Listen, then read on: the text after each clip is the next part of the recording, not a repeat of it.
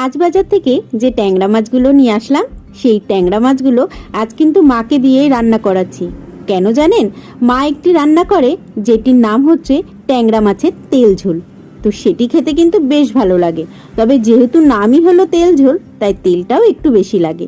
তো প্রথমেই কড়াইতে তেল দিয়ে তারপর লবণ হলুদ মাখানো ট্যাংরা মাছগুলো এক এক করে দিয়ে ভেজে নেবে। আর দেখুন, পেটের মধ্যে কিন্তু একদম ডিম ভর্তি, ডিমগুলো কিন্তু দেখাই যাচ্ছে।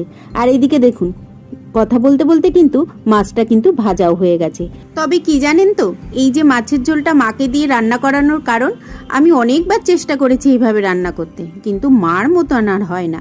মায়ের হাতের রান্না কিন্তু একদম আলাদাই হয়। তো যাই হোক, মাছগুলো কিন্তু ভাজা হয়ে গেছে, মাছ তুলে নিয়েছে, আবার কড়াইতে দিয়ে দিল আরেকটু তেল। যে মাছ ভাজার পরে তেলটুকু ছিল তার মধ্যে আরও বেশ খানিকটা তেল দিয়ে দিল। তেল গরম হয়ে যাওয়ার পর এবার দিয়ে দিয়েছে বেশ খানিকটা কালো জিরে।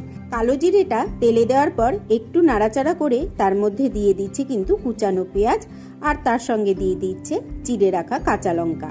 তারপর এর মধ্যে দিয়ে দিল লবণ হলুদ আর কুচিয়ে রাখা টমেটো।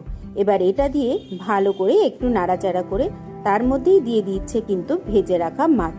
ভেজে রাখা মাছগুলো একদম কড়াইয়ের মধ্যে দিয়ে একটু উল্টে পাল্টে নিয়ে তারপরেই দিয়ে দিল কিন্তু পরিমাণ মতন জল। পরিমাণ মতন জল দিয়ে এবার কিন্তু কড়াইটিকে ঢেকে দেওয়া হলো।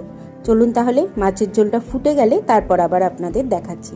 তো এই যে দেখুন, মাছের ঝোল কিন্তু ফুটে গেছে।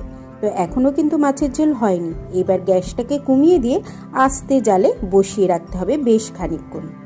প্রথমেই বলেছি তেল ঝোল, তাই তেলটা একটু বেশিই লাগবে। তাই এই দেখুন, আস্তে আস্তে ঝোল ফুটছে, তার মধ্যে আবার মা বেশ খানিকটা তেল দিয়ে দিল। এবার আর ঢাকা দেওয়া যাবে না, এবার এটাকে আস্তে জালে বসিয়ে রাখতে হবে। চলুন তাহলে নামিয়ে তারপর আপনাদেরকে দেখাচ্ছি মাছের ঝোলটি কেমন হয়েছে।